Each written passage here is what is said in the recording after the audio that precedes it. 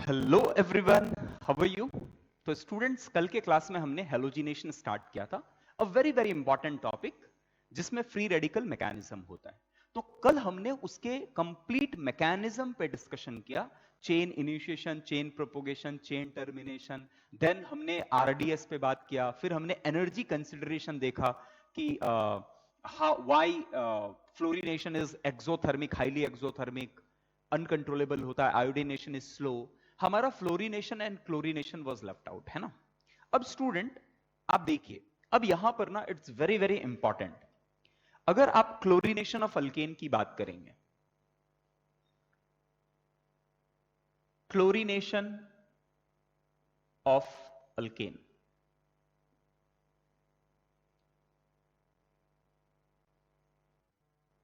so whenever an alkane is treated with a chlorine in presence of sunlight, heat or peroxide, so what we get RCl plus HX, isn't it? ये reaction होता है। अब now समझो, अब एक important बात मैं यहां आपको जो बताने वाला हूं, ध्यान से समझिए स्टूडेंट्स। अगर आप देखेंगे यहां कुछ इंपॉर्टेंट पॉइंट जो मैं आपको बताना चाहूंगा वो ये है कि ये जो रिएक्शन हो रहा है, तो रिएक्शन पहले चेन इनिशिएशन स्टेप पे, चेन इनिशिएशन स्टेप पे क्या होगा स्टूडेंट, क्लोरीन की बॉन्ड टूटेगी और क्लोरीन फ्री रेडिकल का फॉर्मेशन होगा, isn't it? अब इस प्रोसेस के लिए जो डेल्टा एच की बात अगर करें, तो हमने ये देखा था कि delta H for this is plus 58 kilo calories per mole, isn't it? अब ये initially at the start of reaction it is required. अब थोड़े टाइम के बाद what we have is we have few chlorine radicals. You have started with RH, आपने RH लिया, आपने Cl2 लिया, और very few molecule of chlorine free radical is generated due to this sunlight, है ना। बहुत कम फ्री रेडिकल जनरेट हो गए हैं। अब ये जो फ्री रेडिकल है, यहां से स्टार्ट होता है chain propagation step. Chain propagation step.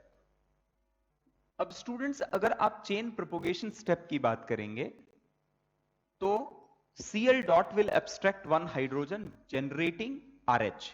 तो basically we have taken CH4 in this case, और हमने देखा कि CH3 dot plus HCl, and for this delta H value is 1 kilo calorie per mole. This was the data that was provided. And then CH3 dot will react with Cl2 to give CH3Cl plus Cl dot, isn't it?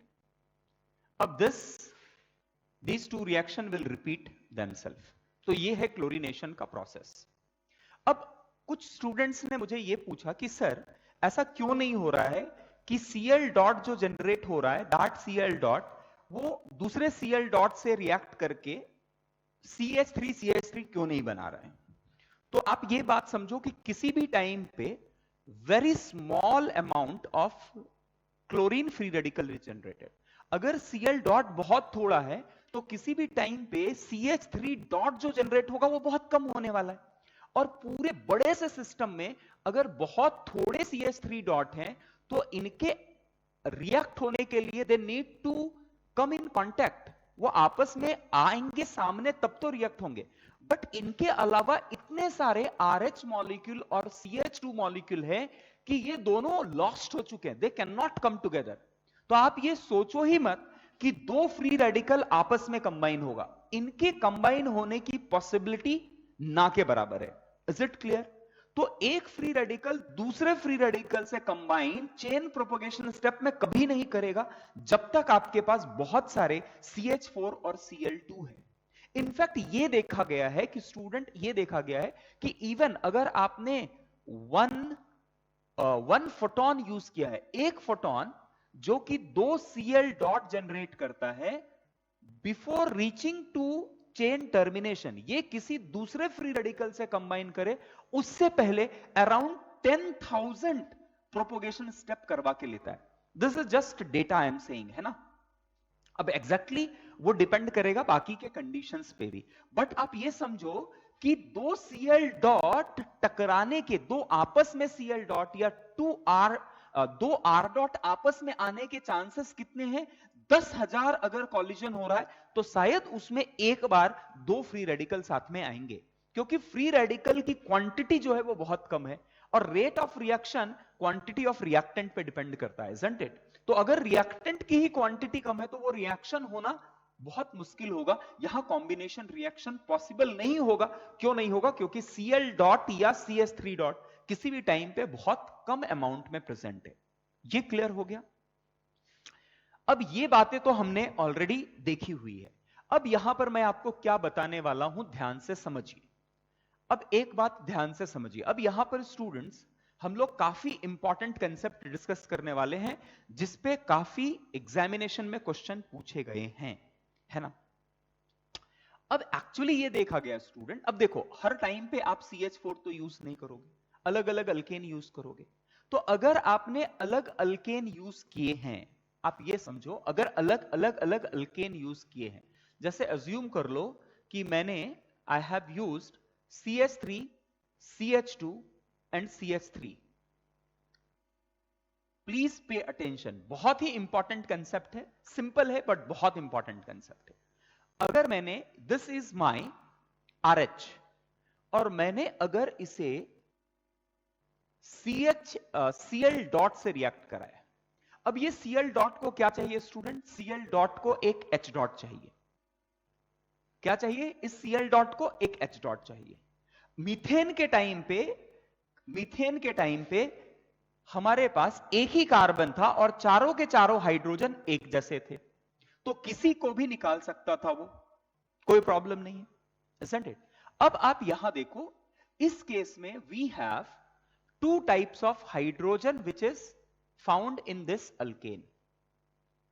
हमारे पास 2 तरह के hydrogen दिख रहे हैं इस alkane में। अब जैसे जैसे अल्केन चेंज होगा वैसे वैसे टाइप्स ऑफ हाइड्रोजन भी बदलेंगे। क्लियर है? तो ये तो हो गया प्रोपेन के केस में। अज्यूम करो अगर मैंने यहां पर, अगर मैंने ये लिया होता, दिस इज माय अल्केन। अब यहां अल्केन की बात करें तो यहां पर हमारे पास hydrogen hydrogen hydrogen hydrogen hydrogen hydrogen hydrogen hydrogen hydrogen hydrogen hydrogen and hydrogen. अब यहां मेरे पास 3 तरह के हाइड्रोजन दिख रहे हैं, ये सारे प्राइमरी, ये सारे प्राइमरी, ये सारे प्राइमरी, ये जो है वो सेकेंडरी और ये टर्शरी। उसी तरह यहां we have primary and we have secondary. Clear है? तो जब क्लोरीन फ्री रेडिकल किसी अल्केन के पास आता है तो उसके पास, अल्केन के पास there are many different type of hydrogen which can be extracted. ये क्लोरीन किसी भी हाइड्रोजन को एब्स्ट्रैक्ट कर सकता है। क्लियर है? ये बात समझ में आ गया? चलो अभी थोड़ा और आगे डिटेल समझते हैं। अब देखो स्टूडेंट्स, अब देखो समझने का ट्राई करो क्या बता रहा हूं मैं। अगर मेरे पास CCC, इस केस में मेरे पास 2 तरह के हाइड्रोजन्स हैं, isn't it? इस केस में मेरे पास 2 तरह के हाइड्रोजन है और एक क्लोरीन फ्री रेडिकल आया है जिसे एक हाइड्रोजन H डॉट की जरूरत है। तो वो H डॉट इस हाइड्रोजन को निकाल सकता है, इस हाइड्रोजन को, मतलब इन तीनों में से किसी को या इन तीनों में से किसी को। 6 ऐसे हाइड्रोजन पड़े हुए हैं जो प्राइमरी टाइप के हैं, और उन 6 में से किसी को भी अगर उसने निकाला तो निकलने के बाद, वो हाइड्रोजन निकलने के बाद जो आपको R डॉट जनरेट होगा that will B CH3, CH2 and CH2 dot. ये क्लियर है?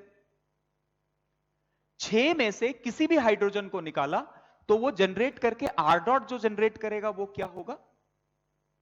This free radical. सिमिलरली अगर इसने सेकेंडरी कार्बन में से हाइड्रोजन को निकालने का ट्राई किया तो ऐसे कितने हाइड्रोजन है? ऐसे केवल 2 हाइड्रोजन है, इजंट इट? तो इस तरह के फ्री रेडिकल बनाने के इसके चांसेस कितने हैं? 6, इजंट इट? क्योंकि 6 हाइड्रोजन है, मैं कंपैरिजन कर रहा हूं, रिलेटिव रेट की बात कर रहा हूं। तो जब ये क्लोरीन इस अल्केन से टकरा रहा है तो इसे इन हाइड्रोजन, 6 हाइड्रोजन में से किसी भी एक हाइड्रोजन को निकाला तो ये फॉर्म होगा। जबकि अगर सेकेंडरी कार्बन एटम के हाइड्रोजन को निकाला तो उससे जो फ्री रेडिकल जनरेट होगा वो ये फ्री रेडिकल जनरेट होगा। और ऐसे कितने हाइड्रोजन है? ऐसे 2। इसका मतलब अगर मैं बोलूं क्लोरीन एक अल्केन से टकरा रहा है तो हर 8 कॉलिजन में 6 collision will be prefer. 6 collision ऐसे होंगे, मान लिया कि 8 बार टकरा रहा है, उसमें ऐसे होंगे कि 6 टाइम्स उसे शायद यह हाइड्रोजन मिले और 2 टाइम हो सके तो सेकेंडरी कार्बन के हाइड्रोजन मिल जाए, इजंट इट? आप ये समझो, अब इस बात को समझो कि there are 2 things which we have to understand over here, कि क्लोरीन किस हाइड्रोजन को निकालेगा, क्लोरीन किस हाइड्रोजन को निकालना प्रिफर करेगा।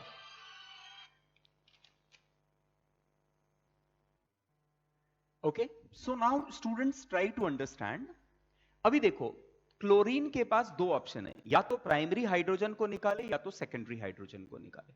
अगर प्राइमरी हाइड्रोजन को निकालता है तो ऐसे प्राइमरी हाइड्रोजन को निकालने के लिए कितने हाइड्रोजन अवेलेबल है जिनको वो निकाल सकता है? क्योंकि जितने ज्यादा उस तरह के हाइड्रोजन होंगे प्रोबेबिलिटी उसको निकालने की बढ़ जाएगी, इजंट इट?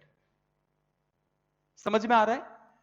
उसी तरह अगर सेकेंडरी हाइड्रोजन को निकालना है और नंबर ऑफ सेकेंडरी हाइड्रोजन ही बहुत कम है तो क्लोरीन और सेकेंडरी हाइड्रोजन आपस में आके रिएक्ट करे, उसकी प्रोबेबिलिटी भी किस पे डिपेंड करेगी कि सेकेंडरी हाइड्रोजन एटम्स कितने हैं। क्लियर? तो आप देख सकते हैं कि आप देख सकते हो कि प्राइमरी कार्बन एटम्स हमारे पास कितने हैं? प्राइमरी कार्बन एटम्स हमारे पास 6 प्राइमरी कार्बन एटम्स है और सेकेंडरी कार्बन एटम कितने हैं? 2। अब इसको हम लोग we call it as probability factor.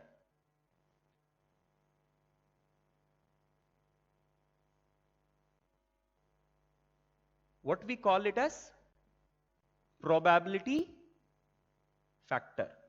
तो probability factor है क्या? probability factor अगर आप देखें तो probability factor is nothing but it is number of hydrogen atoms of each kind, that is primary, secondary and tertiary। What I said? Probability factor is nothing but it is number of kind of hydrogen atom of each type। तो secondary carbon atom का जो probability factor है वो कितना है? 2। और primary वाले का प्रोबेबिलिटी फैक्टर जो है वो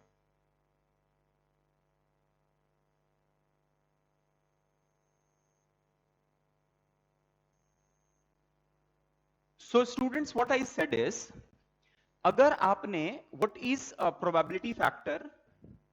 Probability factor is number of hydrogen atom of each kind, that is primary, secondary, tertiary।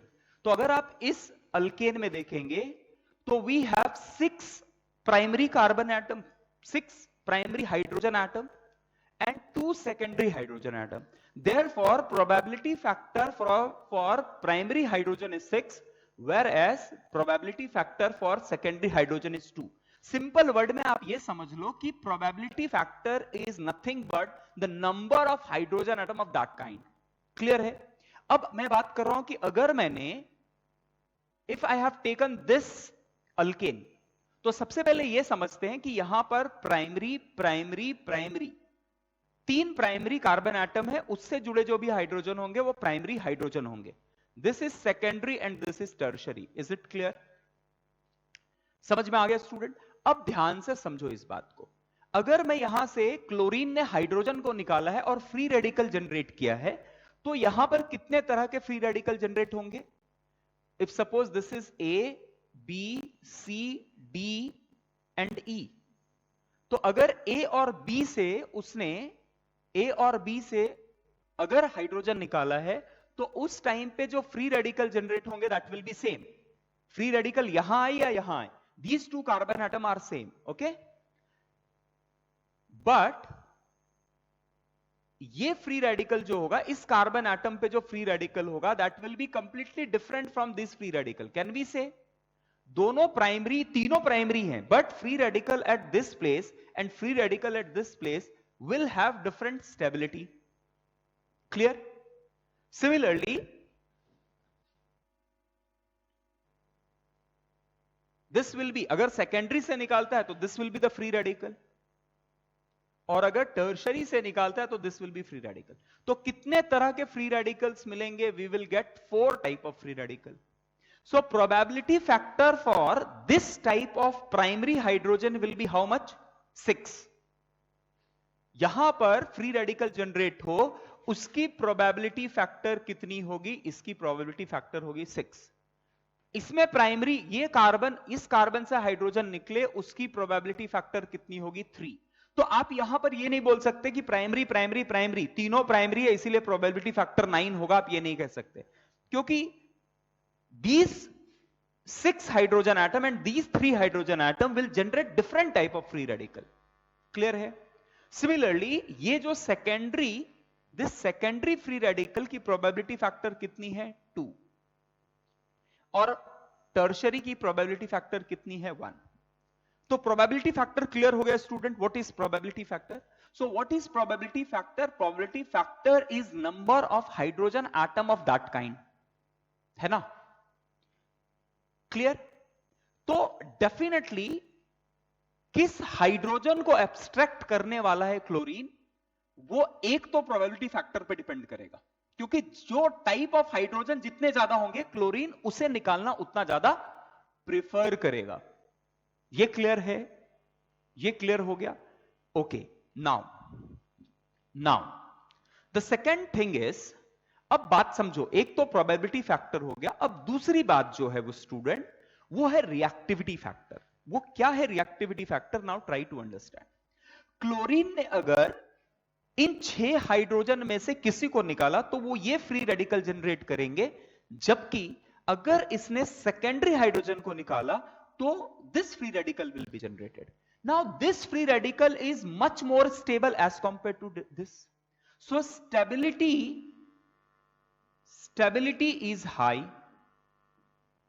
Stability is high, और इसकी स्टेबिलिटी क्या है? लो है। Stability is low. Is it clear?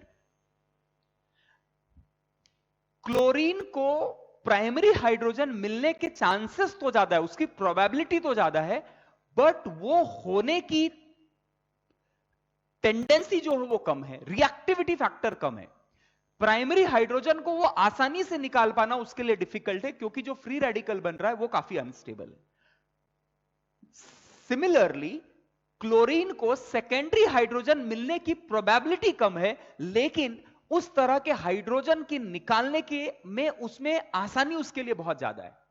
तो टेंडेंसी सेकेंडरी की निकालने की टेंडेंसी प्राइमरी से ज्यादा है ना। अगर मैं ये पूछूं कि सर कितनी टेंडेंसी ज्यादा है, can you tell me in a factor कि कितने टाइम्स ज्यादा आसानी से वो निकाल सकता है प्राइमरी, सेकेंडरी और टर्शरी को?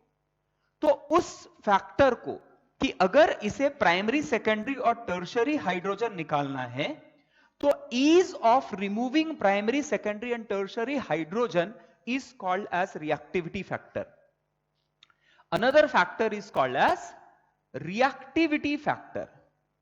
What is reactivity factor? वो बोलता है कि 3 डिग्री हाइड्रोजन को वो बहुत आसानी से निकाल सकता है as compare to 2 degree, as compare to 1 degree. और मैं ऐसे बोलूंगा कि 1 डिग्री से ज्यादा 2 डिग्री को निकालने की टेंडेंसी है और 2 डिग्री से ज्यादा 3 डिग्री को निकालने की tendency. But how many times? So reactivity factor for primary, secondary, tertiary is found in ratio of 1:3.8:5। मतलब टर्शरी को निकालने की इसकी टेंडेंसी 5 गुना ज्यादा होगी as compare to primary. And secondary hydrogen है तो उसको निकालने की इसकी टेंडेंसी कितनी होगी? 3.8 टाइम्स मोर। किसके लिए? This is reactivity factor for chlorine atom, chlorine free radical. Chlorine free radical primary को जितनी आसानी से निकाल सकता है उससे 5 गुना ज्यादा आसानी होता है उसे 3 डिग्री को निकालने के लिए। क्लियर है? अब स्टूडेंट एक बात समझिए, प्रोबेबिलिटी फैक्टर जो है वो आपके हैलाइड्स के टाइप पे, हैलाइड का फ्री रेडिकल पे डिपेंड नहीं करेगा। ये किस पे डिपेंड करेगा? अल्केन के नेचर पे डिपेंड करेगा। उसके पास कितने प्राइमरी हाइड्रोजन है, कितने सेकेंडरी हाइड्रोजन है और कितने टर्शरी हाइड्रोजन है, isn't it? तो प्रोबेबिलिटी फैक्टर किस पे डिपेंड करता है? अल्किल हैलाइड पे। लेकिन रिएक्टिविटी फैक्टर किस पे डिपेंड करेगा? रिएक्टिविटी फैक्टर डिपेंड करता है किस तरह का हैलोजन आपने यूज किया है, किस तरह का हैलोजन आपने यूज किया है। तो हैलोजन अगर आपने क्लोरीन लिया है तो primary is to secondary is to tertiary को निकाल लेने की टेंडेंसी जो है वो कितना है? 1:3.8:5। Is it clear? अब student reactivity factor for bromine, this is very important. Reactivity factor for Br dot is 1:82 और हम लोग जनरली कैलकुलेशन के लिए 80:1600। अब आप बोलोगे सर यहां पर रिएक्टिविटी फैक्टर इज 1:3.8:5 है, जबकि ब्रोमीन के केस में दिस इज 1:80:1600। ऐसा क्यों?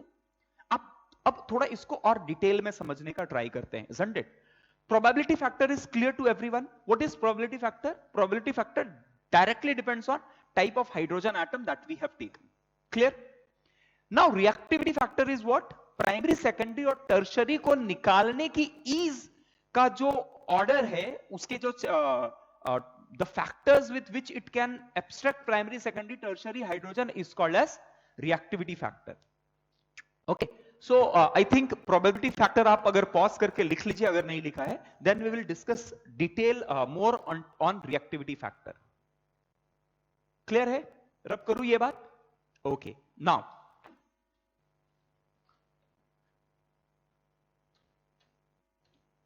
अब देखो स्टूडेंट्स, क्वेश्चन ये है कि सर क्लोरीन के केस में अगर आप देखो, क्लोरीन के केस में whatever you are saying कि क्लोरीन के केस में प्राइमरी को निकालने की, प्राइमरी, सेकेंडरी, टर्शरी को निकालने की जो रेट है वो है 1:3.8:5। मतलब प्राइमरी हाइड्रोजन इसके लिए निकालना जितना आसान है उससे 3.8 टाइम्स ज्यादा आसान है सेकेंडरी हाइड्रोजन को निकालना। एंड टर्शरी हाइड्रोजन को निकालना प्राइमरी के कंपैरिजन में 5 टाइम्स ज्यादा इजी है। क्लियर? अब ये क्लोरीन के केस में ये है, then why in the case of bromine it is so different? 1:82:1600। Exact value is 1:82:1600। ऐसा क्यों हो रहा है? तो इस बात को समझते हैं कि क्लोरीन डॉट जो है स्टूडेंट्स, क्लोरीन डॉट है और जो ब्रोमीन डॉट है उसमें bromine free radical is much stable as compare to chlorine free radical. What I said? Bromine free radical is much more stable than chlorine free radical. Now can you tell me why this is there? Why bromine free radical is much more stable than chlorine free radical?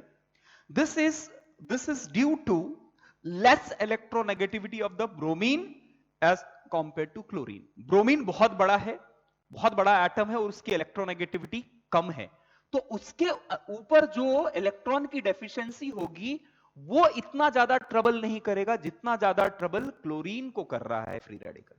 तो chlorine की free radical highly unstable होती है. तो अगर वो देखता है कि अरे देखो चलो टर्शरी मिल रहा है, ठीक है, टर्शरी अगर मिल रहा है तो अच्छी बात है, नहीं मिला तो ये इतना अनस्टेबल है कि it can not wait for 3 degree hydrogen to come. वो क्या करेगा, प्राइमरी या सेकेंडरी को निकाल के अपने आप को स्टेबल कर लेगा. Because of high unstability of chlorine atom, it can not wait to form a more stable free radical, है ना. अब देखो बात समझो, प्राइमरी फ्री रेडिकल अगर बनाएगा तो वो काफी अनस्टेबल होगा as compare to tertiary free radical. But tertiary free radical निकालने की जो प्रोबेबिलिटी है वो बहुत कम है, क्योंकि प्राइमरी हाइड्रोजन एटम बहुत सारे हैं और टर्शरी हाइड्रोजन एटम बहुत कम है. तो एग्जैक्टली क्लोरीन का फ्री रेडिकल टर्शरी हाइड्रोजन को ही जाके एब्स्ट्रैक्ट करे, इसकी प्रोबेबिलिटी कम होगी. चांसेस ऐसा होगा कि प्राइमरी को निकाल ले.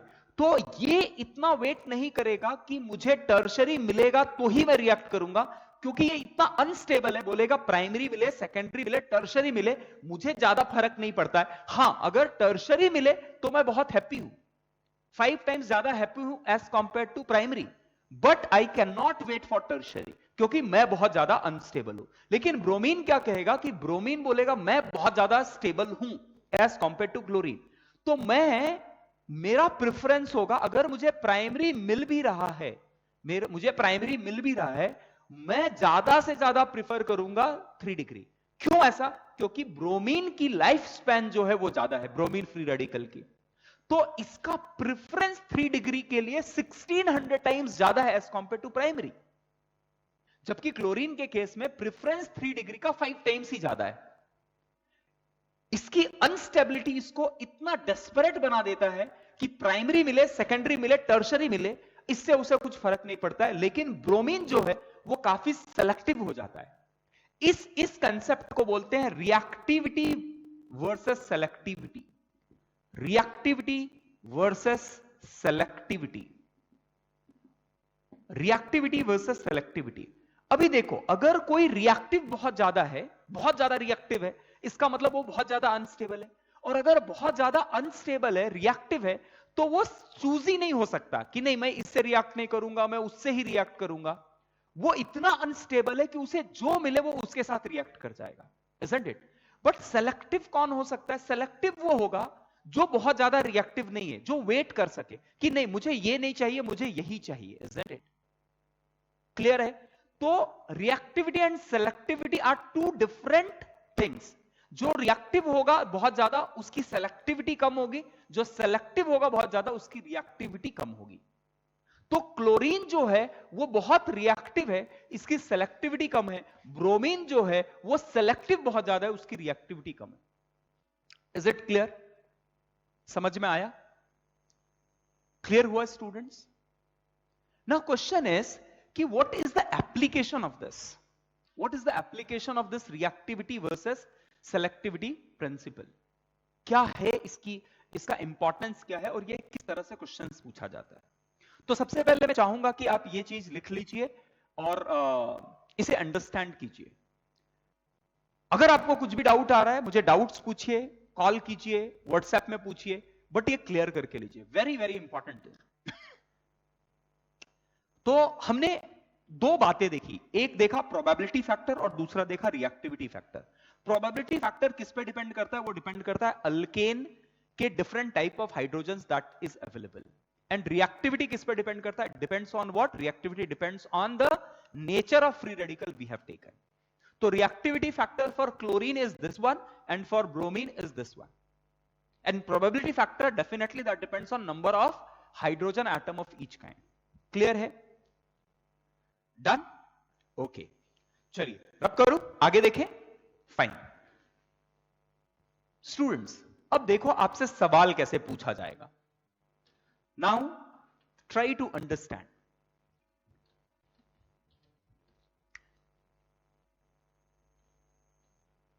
Try to understand.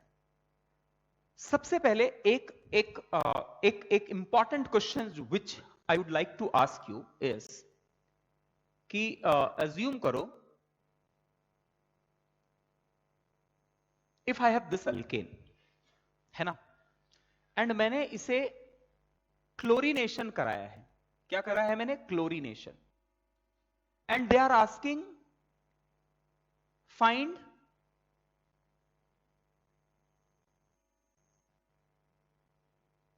different type of monochlorination product.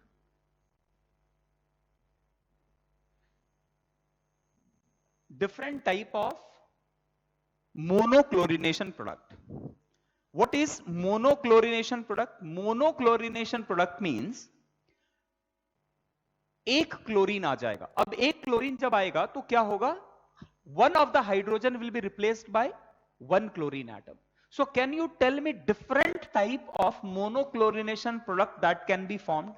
अब ये देखो, ये बहुत आसान है students.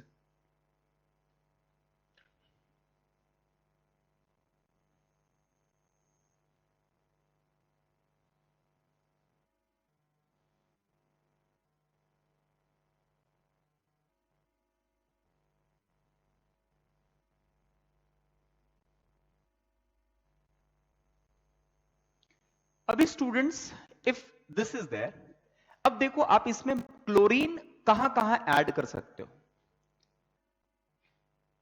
Chlorine can be added at this place और दिस प्लेस और this place. It is same one, isn't it? आप क्लोरीन इस कार्बन पे ऐड करो, इस कार्बन पे ऐड करो या इस कार्बन पे ऐड करो, कहीं भी क्लोरीन ऐड करेंगे आपको एक ही उसका नॉमेनक्लेचर जो होगा वो सेम होगा, सेम मॉलिक्यूल मिलेगा, इजंट इट? अच्छा, यहां पर वी डोंट हैव हाइड्रोजन, है ना, क्वार्टिनरी कार्बन एटम के पास हाइड्रोजन नहीं होता है. So we have primary. अच्छा, मैं यहां लिखता हूं primary, primary 3 degree, 2 degree, 4 degree, 1 degree, 1 degree and 1 degree. तो इन किसी भी 1 डिग्री से अगर क्लोरीन हाइड्रोजन को हटा के एक क्लोरीन आ जाए, so this will be one monochlorination product. Similarly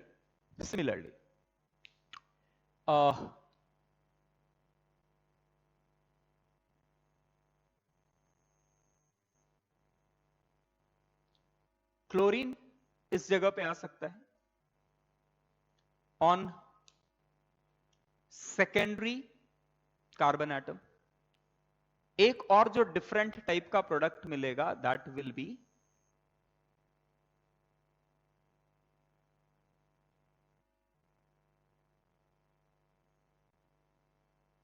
this one, and one another type of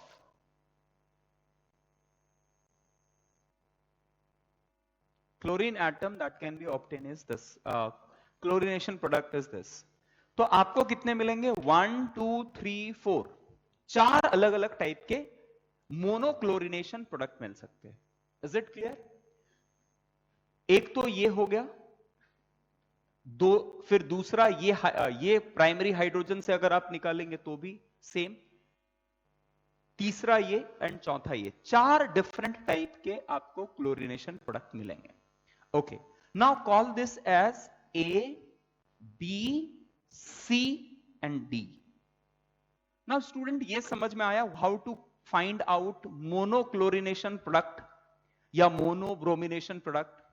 mono halogenation product आपको अगर निकालने दिया जाए तो इसका मतलब क्या करना है? वो सारे आपको पॉसिबिलिटीज निकालने जहां से एक हाइड्रोजन हटके एक अल्किल हैलाइड बन जाए. तो यहां 4 तरह के अल्किल हैलाइड्स बन सकते हैं. Now question is, can you tell me कि ए बी सी डी में मेजर प्रोडक्ट क्या होगा और उसके परसेंटेज ओवरऑल प्रोडक्ट में उनका परसेंटेज क्या होगा? This can be calculated by using this probability versus reactivity principle. अब इस चीज को हम लोग समझने का ट्राई करते हैं. तो देखो स्टूडेंट, एक केस में अगर मैं बोलूं for case of A, probability factor and reactivity factor.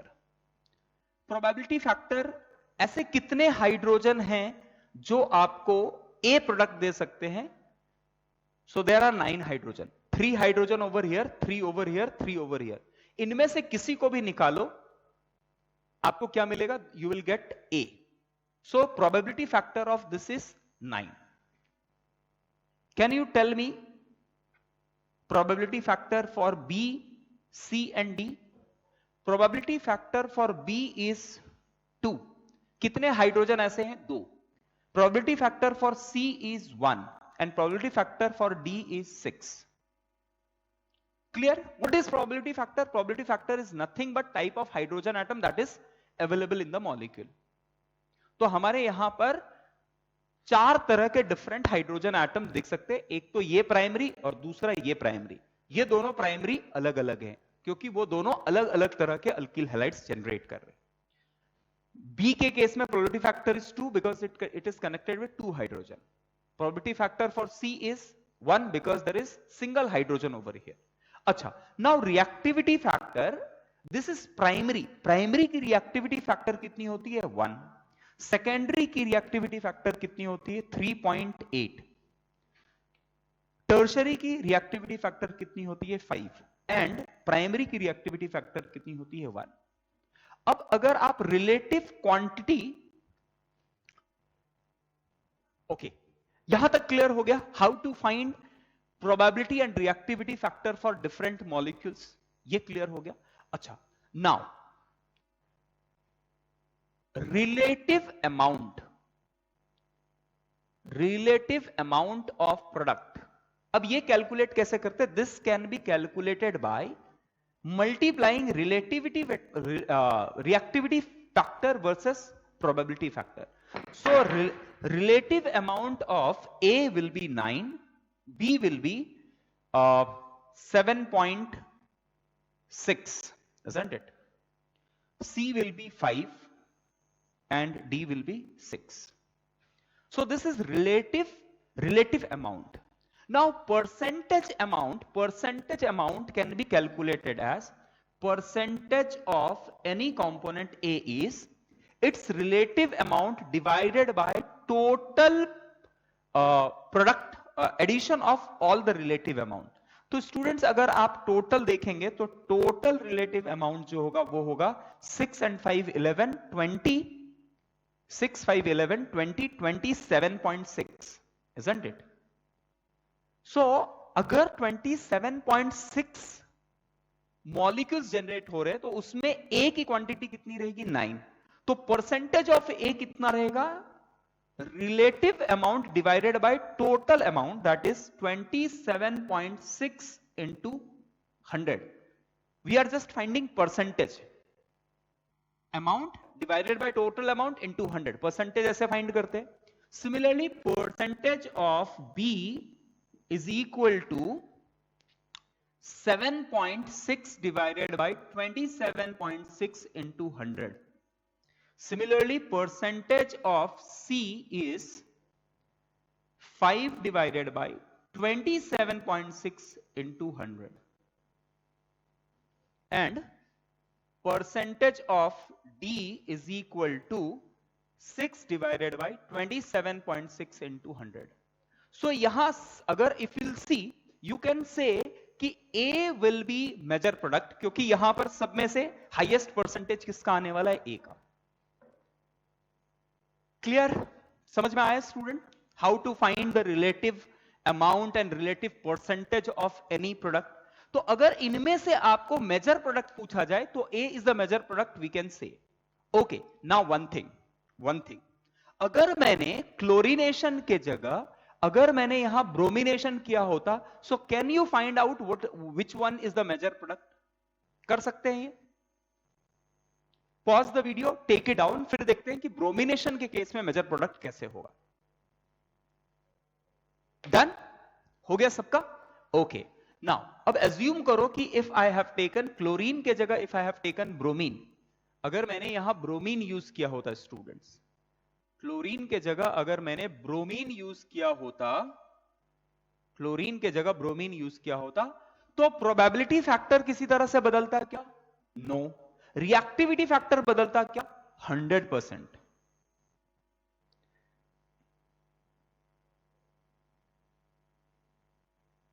अब ये जो हो जाता स्टूडेंट, ये हो जाता 160 और 1600 हो जाता। तो यहां से डायरेक्टली दिख रहा है, अगर आप एडिशन करेंगे so this will be 1600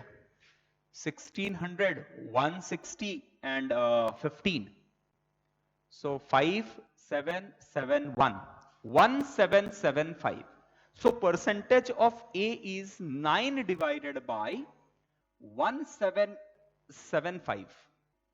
Percentage of B is 160 by 1775.